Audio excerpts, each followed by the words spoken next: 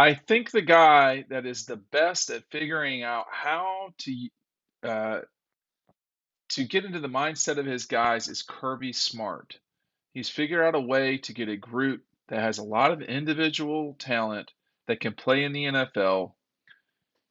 Man, he gets them to play for Georgia and win championships. You talk about a guy who can relate to players. Kirby Smart relates to his players. They feed off his intensity and energy and competitive spirit. That's Kirk Herbstreit talking about Georgia's head coach Kirby Smart.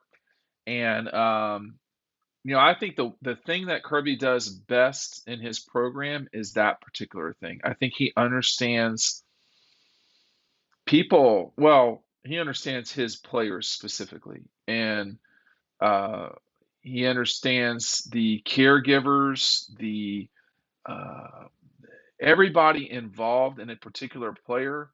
They are going to be paid attention to by. I got Kirby calling me right now. I can't talk. So I'm doing it. Y'all are more important than the head coach of Georgia.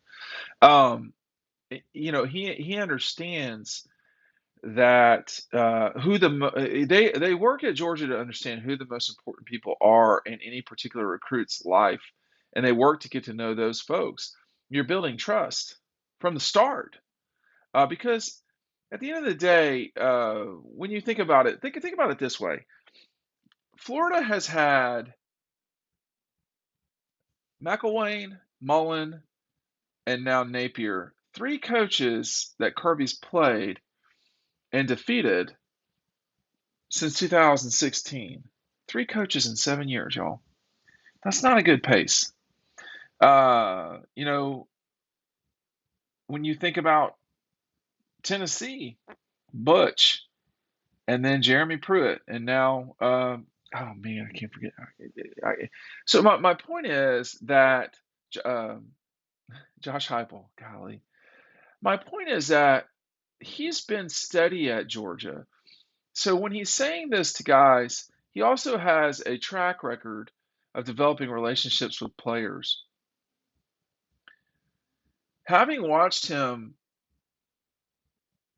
for a long time in college football, particularly when he was at Alabama, Kirby understood and has always understood, I think, that people matter a lot in all of these decisions. That's getting them to Georgia. And from that point forward, I mean, I have to tell you, I don't know that it's really any sort of secretive thing. They just tell the guys what reality is. They're not lying to them. And so far as I can tell, they just say, hey, this is the deal.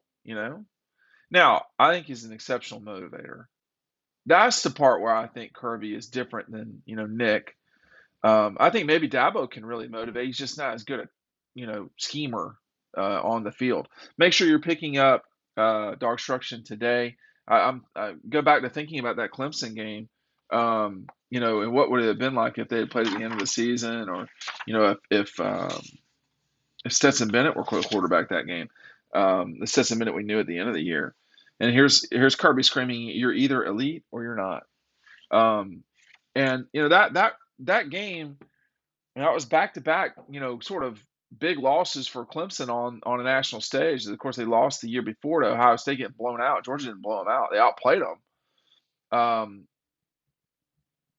But in my view, you can only do that rah rah shit that Dabo does for so long. You got to be real with people, and you have to be straightforward, man. I mean, that's all there is to it.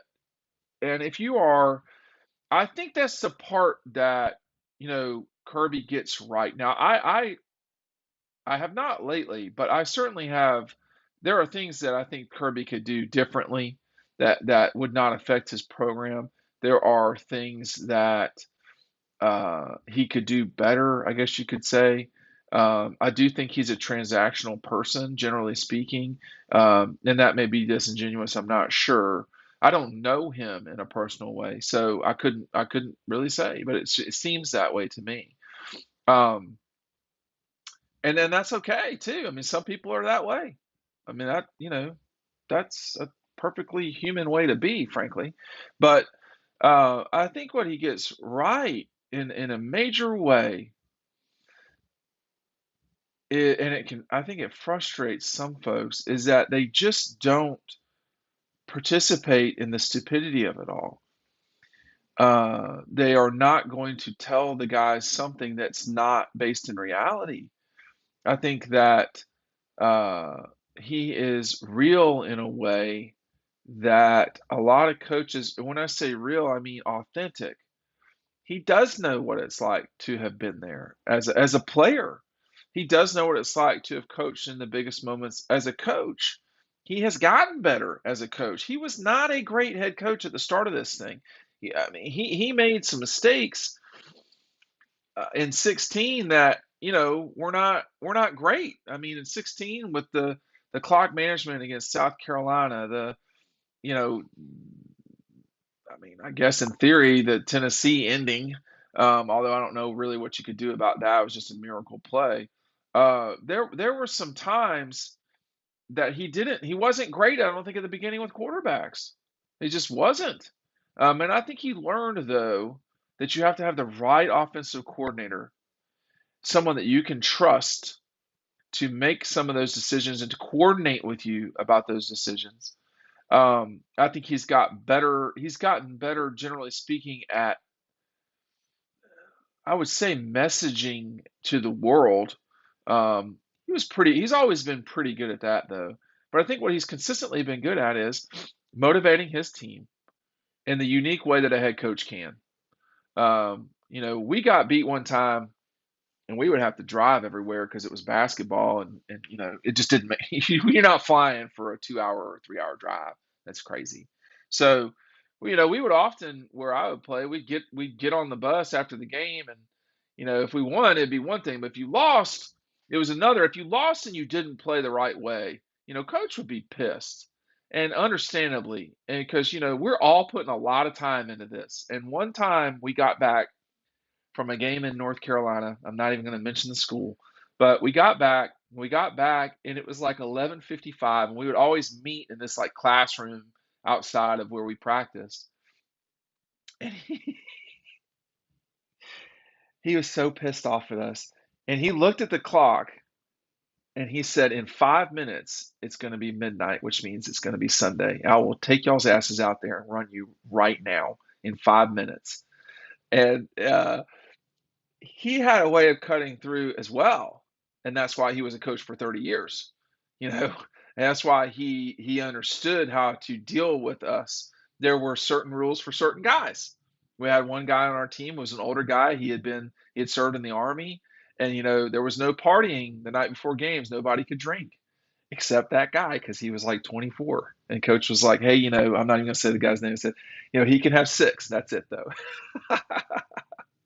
But you know, you have to understand your team. You have to understand your players, and these guys are all different personalities. And we had 17 guys. I mean, Kirby's dealing with 125 guys, and however many assistants and analysts. It's a lot of people. And I think that what Kirk Herbstreit is saying, which is correct, is that he has the pulse of his team. Now, it's easier to do that when you're winning. But let's not forget that when Georgia was losing, if you want to call it that, in 2020, or when things weren't easy, he had he had built up enough goodwill with his team that there was an understanding that they would get him to the end. They would figure out how to fight to the end, and they did. That Peach Bowl win was a big deal. The win over Missouri, I have to tell you, was a big deal. The win over South Carolina was not. But those two games, I mean, there were people picking Missouri to beat Georgia. And there was like a moment in that game where like Missouri turned it on, but it was just like a moment in time. It wasn't the 60 minutes. Georgia whipped their ass. But I think that is the thing that Kirby gets right. Doesn't mean they're going to win the national championship. I think at some stage Ryan Day is going to win the national championship with Oklahoma. Excuse me, with Ohio State. I think that's going to happen. I think that Lincoln Riley at some stage, I think, will win the national championship with USC. I'm not as convinced as Ryan Day at Ohio State, but the reason to me right now why Kirby's got it right is he essentially demanded particular things of Georgia University, and he got them. It took a second or two. I think it took about probably 2 years. But after the 17th season, everybody at Georgia sort of said, oh, okay. But you could not have the kind of program that he wants, which is at times secretive and inclusive just to those people. You couldn't have that program without all the other accoutrements that you had that he sort of demanded or needed. You couldn't have, you know, they fast forwarded Georgia's program. Kirby fast forwarded its program significantly after the 17th season. And we're only now seeing, in my opinion, that those delayed results have come to fruition. In 16, that was about establishing the way it was going to be. 17 was taking a group of older guys, Nick, Sony, Davin, Lorenzo, etc., and seeing, oh, 2 years into this is what you can do. 18 was a natural progression of that. 19, they had the wrong offensive coordinator. 20, they didn't have the right quarterback the bulk of the time. And yeah, I'm talking about Stetson. He was not the right person for that moment. He did not have enough experience. They had everything else in place. I'm not going to act like COVID wasn't a significant challenge for Georgia, because it was, but it was really the quarterback conundrum. That was the problem. Jamie Newman, and then Dwan Mathis, and they thought it was going to be JT, and Stetson was the quarterback a lot of that time. Stetson wasn't ready for that moment he didn't have a lot of experience starting at Georgia. And then in 21, though, even in 20, they dominated people. But you saw all the stuff that Kirby really required of the university. It was all coming together. And we've seen this decade, Georgia's lost 3 games. They've lost 3 games, y'all. One to the national champion, one to the team that they played in the national championship game, and one to a Florida team that's the best team that Florida's had, I don't know, in a decade. They won 8 games, but that was a COVID thing. So I don't know about that last statement about Florida. One of their best teams in the last decade, but certainly the only team that won the East that year. So I think you're seeing what Kirk is trying to say, or what he said was very specific. He said this guy understands his team better than anybody else. The way you talk about guys who relate to their players, Kirby Smart relates to his players. I'll give this one last thing too. I don't know if he's really ever left being a player at Georgia. What I mean by that is he's certainly a coach, right? That there's no question about that. In a way, he was a coach in the late 90s. You can sort of see that. But the way he embraces his guys, the way that he talks with them, talks to them, all of that, I don't know. I am certain he could play maybe a drive on defense. I don't even know about that. That would be too funny to watch. But um, I don't know if you're a player that you ever really leave thinking that you can go out there and do it. And I think that I'm sure he thinks he can do it. I know physically he can't, although I do want to see that. But I can't dunk anymore. But I do think that it's got to be hard for him. Hard is the wrong word. It's got to be like there's got to be like this dichotomy or something where he's like, man, I can go back out there and play right now. Like I can step onto that field and just go out there and do it. And I think that the whole time that it's hard to take that out of you. When you've played, I think it's tough to take that part out. Like, can't I just go out there? The challenge though that he's gotten right is he's not just saying I can do that. He is teaching them how to do it.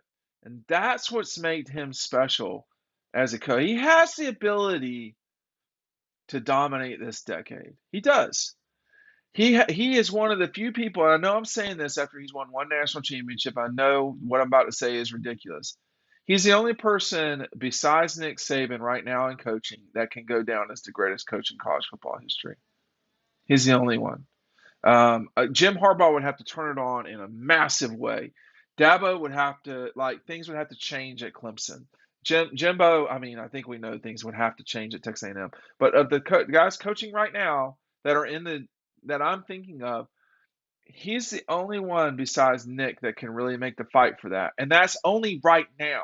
So, can he do that or not? These next few weeks are going to have something to say about that.